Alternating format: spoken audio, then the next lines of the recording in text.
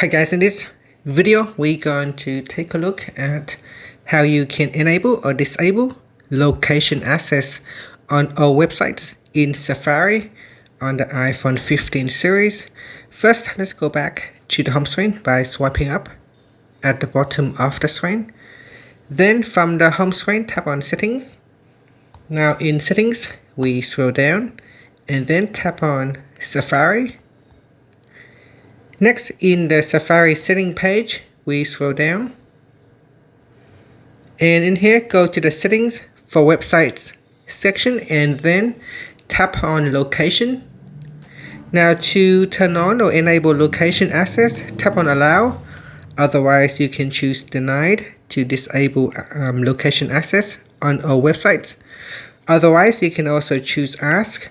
So the device will ask for your permission before granting the website access to your location.